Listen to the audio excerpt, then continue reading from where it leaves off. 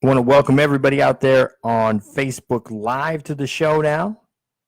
This is, as you can see, the 267th episode of the show. The overtime segment's a little bit shorter tonight. Thank you for hanging in there. To see and hear the whole show, or to hear the whole show, rather, head on over to your app store, be it Apple or Android or Google, and download Spreaker, the free Spreaker app. You can listen to the full 3-hour show as well as all the podcast versions of the other show. We syndicate over there, so you can hear the whole show live. So we do, is it 3 weeks? 3 weeks in a row been doing the Facebook Live, and you can comment over here on Facebook Live. I do read them as the show goes on, so feel free to comment away. But the big things, Jerry Jones is he's talking about 18 games because the 18 games is two more games that are meaningful, two more games that are at a higher ticket price, that are brings in more fans, that brings in more concessions, gets them closer to bring in more of the revenue that they're looking for. Again, it's kind of it's the beginning part of a negotiation that hasn't necessarily started yet. Players want more guaranteed money, and they've been pushing for it. A lot of players have gotten more guaranteed money. We're seeing record highs in guaranteed contracts that are being paid out. I believe 64 million guaranteed of the 5-year, $90-some million, was it $80-some million contract of Odell Beckham Jr. Is it 95? I don't have it up. I don't know. It wasn't on my screen. I had it marked, but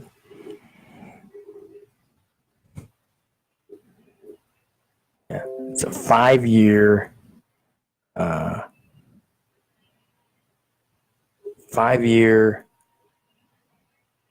95 million. Yeah, see, I was right, 95. 5-year, $95 million, $65 million is supposed to be guaranteed. It's a $20 million average over the first 3 years. So that's a good payday. I mean,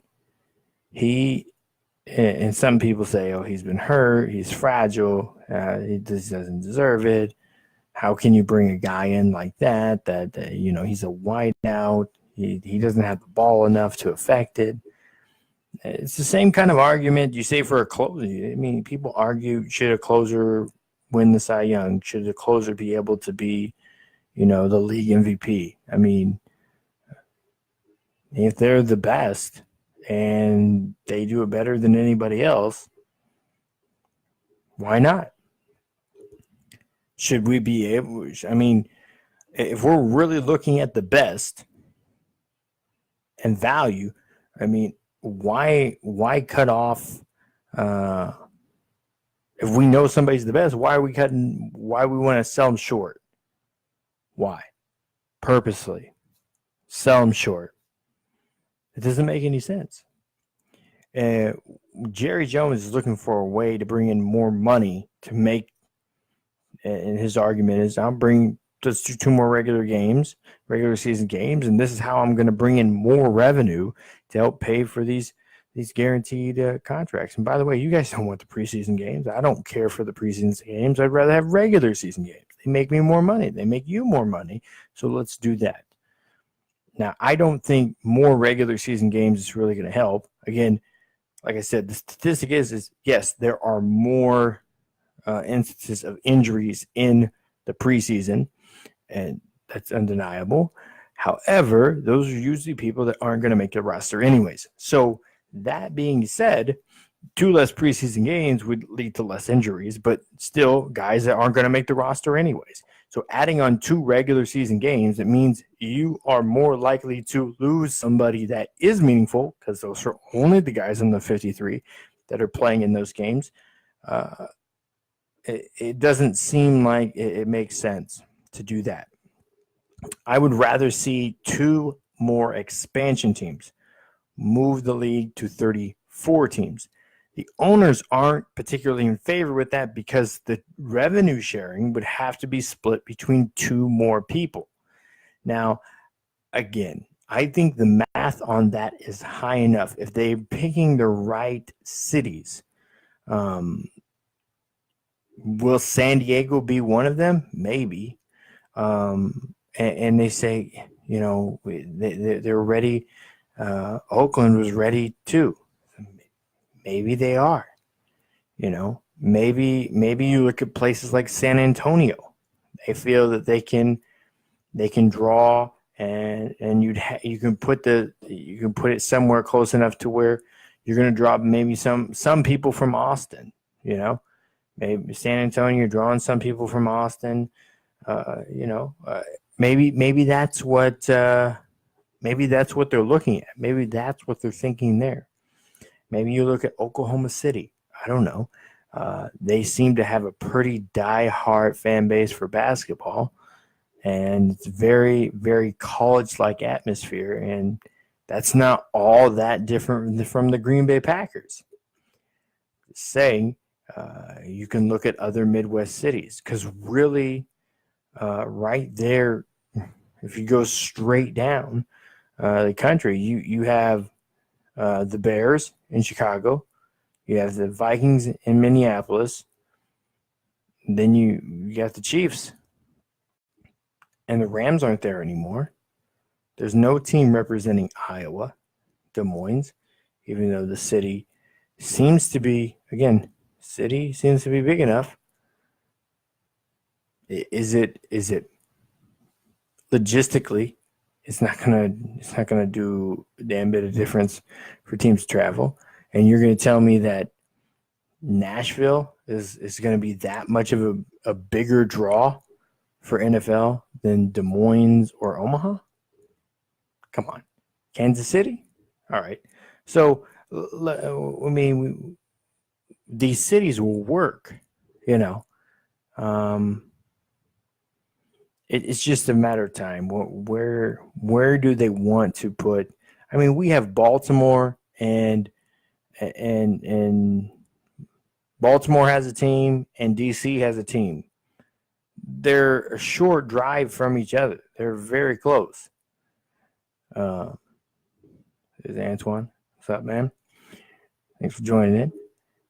And Anna, thanks for the like as well. You can't say that they're too close. They're necessarily too close. Adding 2 more teams overall is going to be a better pull for the league than it would be to adding 2 games. Adding 2 games is putting a lot more stress on your quarterback. Not only in a situation to perform, but more so in a situation he has to stay healthy for 2 more games. And that doesn't even take in consideration that they've expanded the playoffs, and which isn't a bad thing. I would rather see more teams make the playoffs, because you make more money selling ads in the postseason than you do in the regular season.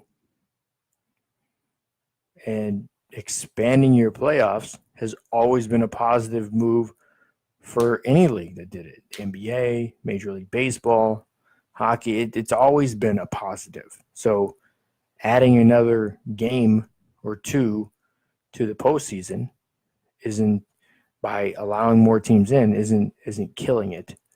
It doesn't render the season meaningless. But if you also are adding in 2 more teams, you're adding 2 more markets that are a lot more vested in.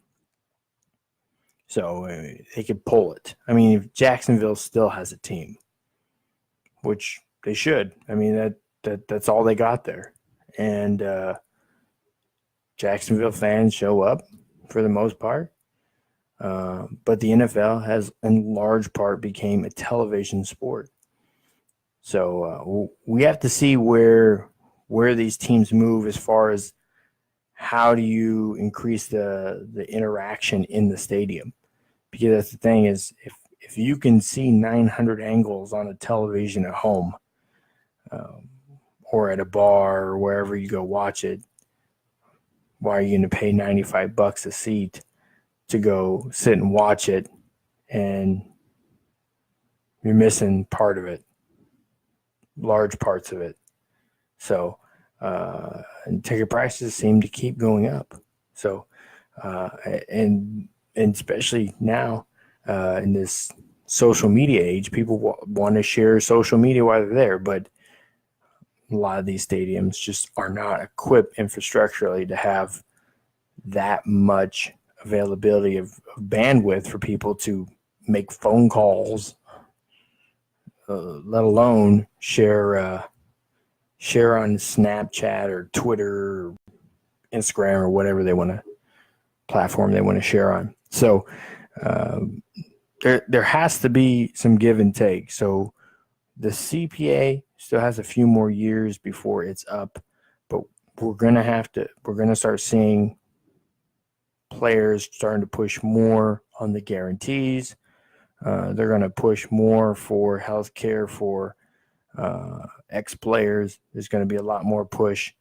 And if you scroll down here, even on Facebook, you can see that there's we have a video up there and over on YouTube as well. Of just this past year, the meetings that the NFLPA had, they want to start to push more for making sure that there's healthcare benefits after the game. Instead of vesting after 4 years, trying to push it for 3 years, or shrinking that vesting period to where the players are able to have health care after football, setting them up for some sort of a way to take care of them after they retire. So maybe that's kind of the NFL's. Maybe they could look at that as an angle. If you want people to play longer and endure injuries longer, then maybe they have some more peace of mind if they know they have health care afterwards to take care of the bumps and bruises and everything that comes with years of constant impact and hit on their body. We could start with that. So I don't know. Again, I think the NFL owners are a lot closer to voting yes for 18 games than to voting for 2 new teams. But I think it's kind of come to a situation where the NFL, in order for them to grow, they're going to have to look at expansion teams.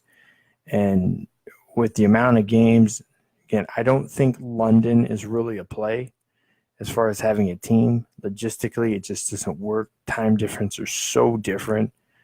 And it makes sense to have games over there. Everybody kind of rotating through those games. It seems to be kind of a decent kind of shtick that they can go through, and it's material that'll work. However, Mexico City and Toronto, I think, are definite plays for the NFL. Mexico has a really good following as well as Toronto for the NFL. Good fan density there. They sell that Azteca Stadium out every time they've been there. Now that, I think, Mexico City, DF is up in the air. Toronto would be up in the air. If we're talking about international cities, still within North America, to be able to be a part of the NFL, that would make sense. But those are really, Really the only two.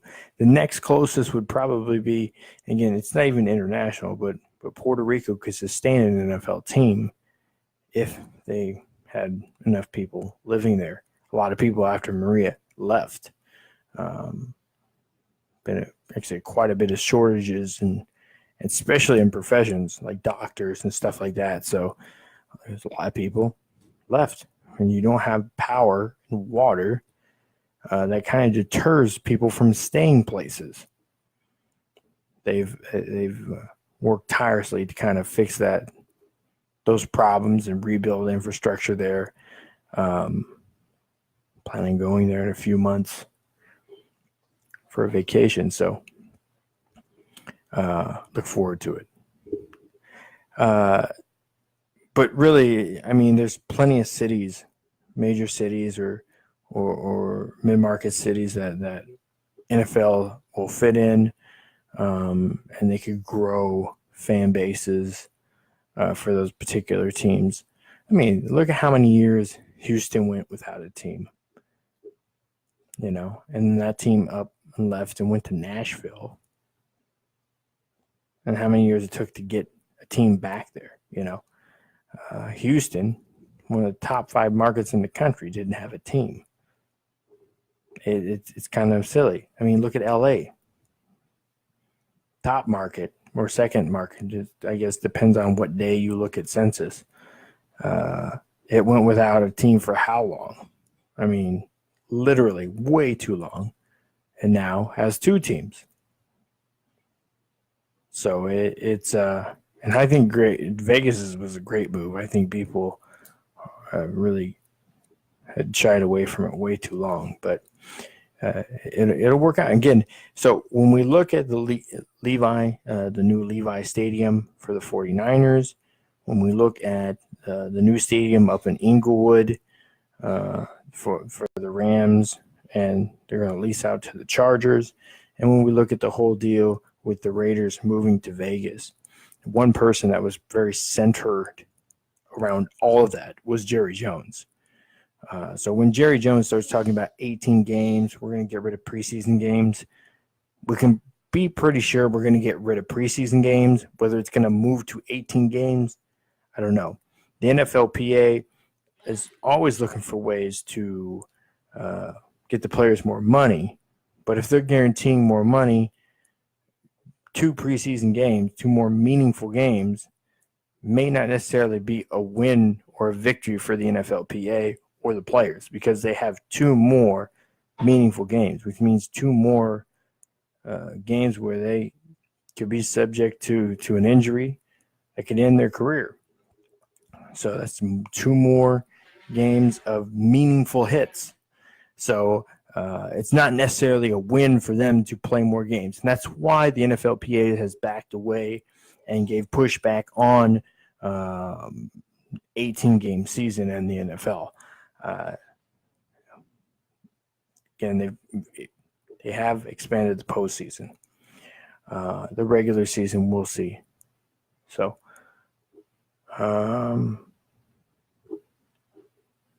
take a few questions here. Brady and Belichick. What is their relationship like? I don't know what their relationship like. Obviously, they have a working relationship. They are able to coexist with one another. As far as the Alex Guerrero question, I mean, Belichick was on radio, I think the day after Brady walked away from WEEI. He was on a station, I don't know if it was WEEI or not, but gave probably one of the more thoughtful answers I've heard from him in quite some time. So, and he kind of, a lot of his answer was kind of what I was saying a little earlier. People seem to be up in arms. It's like, oh, why is Alex Guerrero there? Well, as special trainers, some guys are are guys that are there throughout the week. They come in the facility. Some of them they don't come in, and guys go to the trainer, after practices. Sometimes they're medical professionals. They'll seek out a chiropractor maybe, and are they a part of the official team staff? No. Some guys like that will come into the facility. They're not a part of the staff, and some of those guys are there on game day. Some are there throughout the week. And there are guys that literally just there on game day. I mean, obviously, there's a certain demand for different people and their profession and their services throughout the week, and sometimes it more heavily revolves around game day than the rest of the week. So, Alex Guerrero being there or being on the team playing or all that, it in and of itself, of someone that's in his position to be there is not odd. It's not odd at all. It's not abnormal. I'm telling you, every team in the NFL has guys like that are in and out of the facilities on game day during the week. Sometimes they come to the facility. Sometimes the players go to the professional. It just varies. It varies. So I understand to a point. Tom Brady is trying to say, I don't understand why you care about these things. But that very much in and of itself, because people do care about it, because Tom Brady has made it a point that his TB12 brand revolves around a lot of what Alex Guerrero provides to him, as not only as the trainer involved with it, but as a partner. So it's silly for him just to want to sidestep this and walk out on an interview, because people are asking, what's his and Belichick's relationship? It's say, hey, I've always known them to have a good working relationship, and not really any different than the relationship I've had with him. Not a bad relationship. So I mean, just squash it. But he gets so fickle over little stuff like this. People will say, oh, he's a jerk. Maybe he is. But sometimes if you're in a situation, it's better you be a jerk than get yourself in a worse situation. Put your foot in your mouth, or you lie about something, Ask Urban Meyer. How did he feel? How did his lying where did it get him?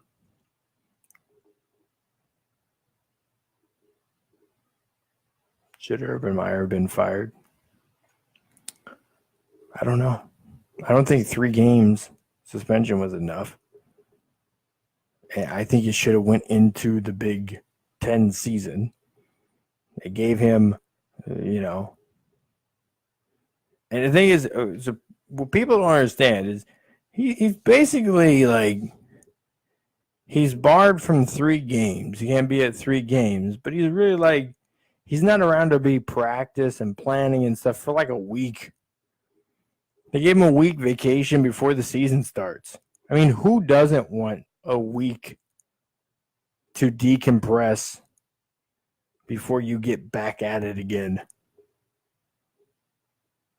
They did him a favor more than anything. And you sit here and pretend like people are like, oh, what are they going to do without him? Like, the guy's literally there for the rest of the time, practices, planning, everything before all the other games. He's like, he got a week vacation. This wasn't really. He can't go to 3 games that are most people are saying, yeah, those are definitely wins. And he gets a week away from being able to have interaction with the team. So damning. God, how would he? how could he accept that sort of a penalty? No, did he run it up the chain? I mean, Gene Smith, after this is all said and done,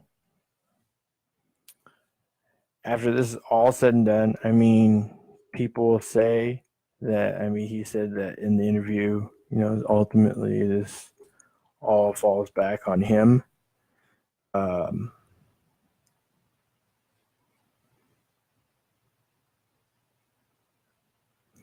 But if he ran up the chain of command to Gene Smith, and Gene Smith didn't do what he needed to do,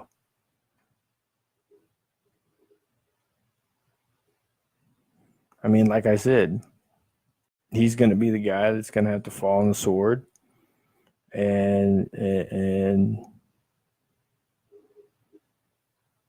to move on. And it kind of seems like that's what it is. Kept Urban in his spot, and that's kind of where the committee went with it. Is it wrong? I guess it's relative. Really wrong. It's relative. If you feel some kind of way about Gene Smith and how they handled it, maybe it is wrong. Should Urban Meyer have done more though? Yes and no.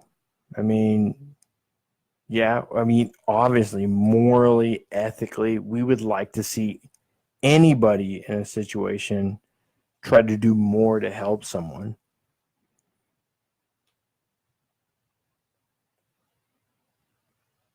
Yeah. It's the crazy thing is about when we look at things in hindsight, everything's always 2020 in hindsight. So we look at it in hindsight, and it's like, oh, he should have this, should have that, should have this.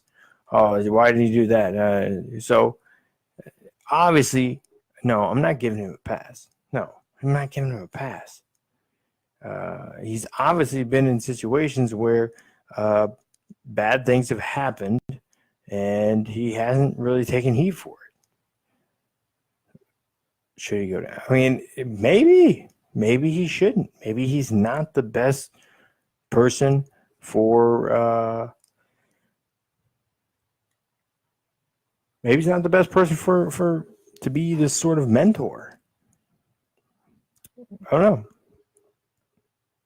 He still keeps getting top recruiting classes. He still has his position. I'm not giving him a pass. If he's knowledgeable of any of these things, obviously this there's more to go with it than just he should be suspended or fired. If he's a party to of crimes that are being committed, then the legal system needs to pursue it that way. It's plain and simple, But this goes back to, so many people talk about, the NCAA, all this. The NCAA is relatively powerless in a lot of situations. It's quasi-judicial. They're quasi-judicial, and they basically oversee events, largely overseeing events and the eligibility of players at those events. Yes, coaches, referees too, but mostly it revolves around the players. I think it's 97% of all the money that comes in, kind of basically, or 95%. Something like it. Most of the money that comes in goes right back into Division I sports to hold tournaments and championship games and stuff like that. We sit back and there's this much revenue. And listen, revenue really doesn't mean anything.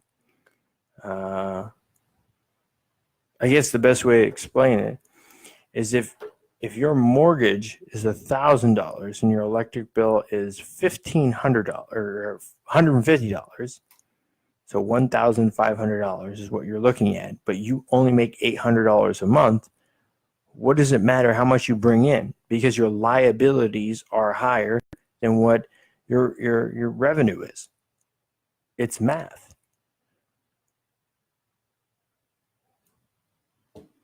If you bring in $2 gajillion a year, but you spend $2 gajillion in a penny, you're insolvent. You're in the red. Doesn't matter if it's a penny or not, you're in the red. So the media seems to want to use these numbers, these revenue numbers, to beef up what agenda they want for a team or a school or the NCAA, and it works for that purpose. But at the end of the day, you can go over to the website, the CHT on sports.com, go over to our website, just type in worth, college football. I could repost it up too. So what are colleges worth? Something like that. That was something to that effect. I wrote a couple years ago. And basically it's a breakdown of what is the revenue, what are their liabilities, and what actually profit do they have. And out of 100, was it 120 or 128 or 132 Division I college football, just talking about football, I think only 22 of them were profitable. And like 12 of them were profitable enough to be able to afford to pay just the football team $10 an hour for 20 hours a week if they were going to pay them. Like 12 schools. I mean, you don't understand, like most schools heavily rely on subsidies from the state. That's your taxpayer dollars to have their football program, to run their football program. That's the highest generating revenue sport in every school. So to get their football program, it needs tax dollars to survive. It says a lot. Now, a few schools, actually none of the private schools, were all public schools. No private schools in that article or on that list. Because private schools don't have to disclose the money. They don't have to. Now, this is, again, if we look at not only what is the revenue the schools are bringing in and what they're making, but also how much subsidies can you get. Because how much subsidies you can get means how much money boosters can give to the school. We sit here and we talk about, you can't unfairly give kids scholarship. I mean, is it fair that some schools can get more from boosters because they have more booster money than others? I mean, is that fair? I don't know. It's not up to me to decide.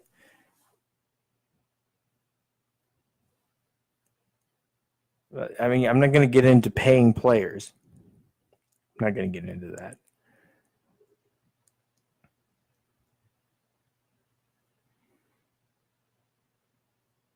Yeah, again, it's math. It doesn't matter how much money the NCAA makes as far as brings in from revenue. What they actually make profit side. Again, people sit here and talk about nonprofits and corporations. The difference between the big difference, right? That between the Red Cross, right, and Johnson & Johnson is one's tax exempt and the other isn't. They're both in the medical field. They're both trying to turn a profit from a sense that they need to be able to have money over what they spend to be able to grow. That's called profit. Nonprofits make profit. They just are tax exempt. That's the difference. One has to find creative ways to not have to pay the taxes or get, have their taxes reduced. The other ones just doesn't have to worry about it. They don't have to file for that sort of taxes. That's the big difference.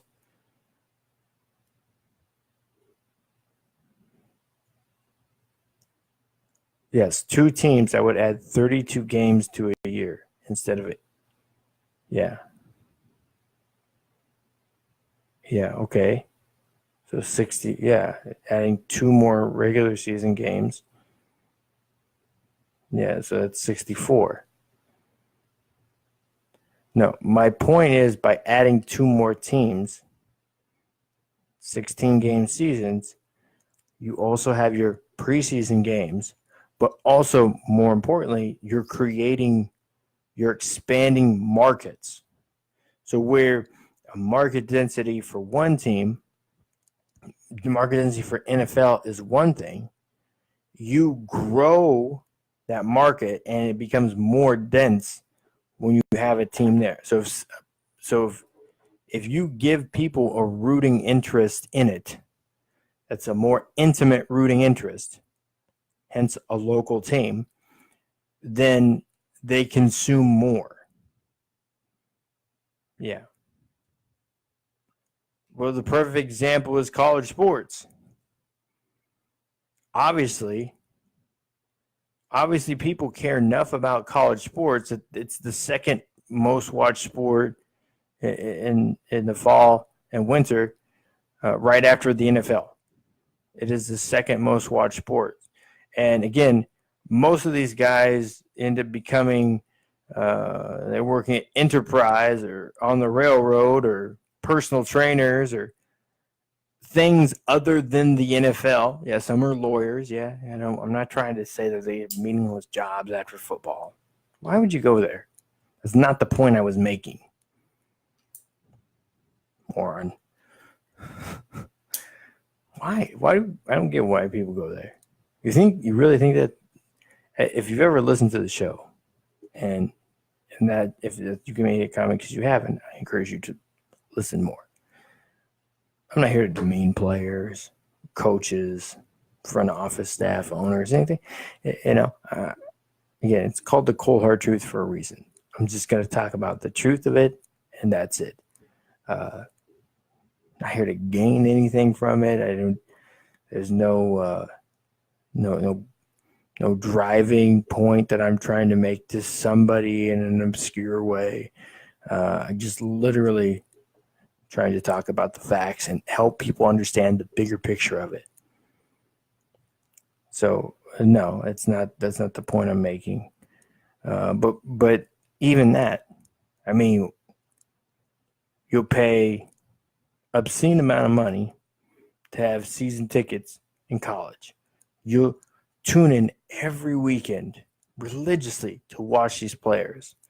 But as soon as they leave that college team and they're playing in the CFL or the AFL or one of a dozen or so semi-professional leagues or amateur leagues or anything that's not called the NFL, you don't want to watch it. Yeah, your attitude on how worthy are they of your time and attention drops off dramatically.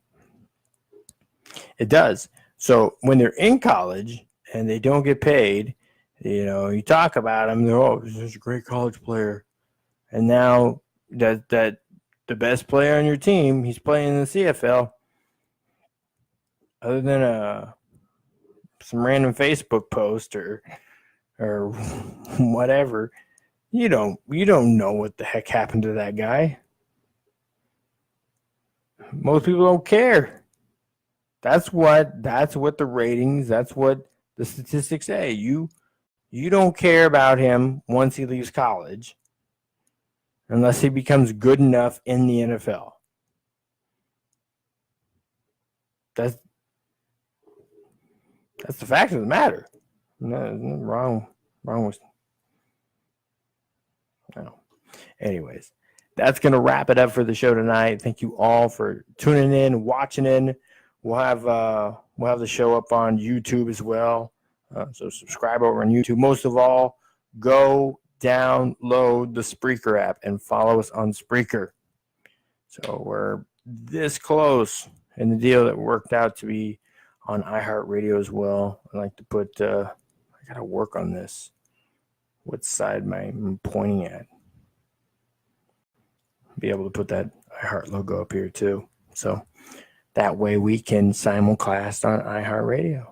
I'd love to do that. So, but that does it for this week on the Cold Hard Truth on Sports. A lot more. We'll get more into college football next week. Obviously, this is a much bigger week what we're coming into. The first full week of major games. A lot of games I'm looking forward to watching. And, social media at the CHT on Sports, or me. I got to get this down. Me at Matt Long Sports. Easy to find. But thank you guys for tuning in. I very much appreciate it. That's all I got for you tonight. I'm out.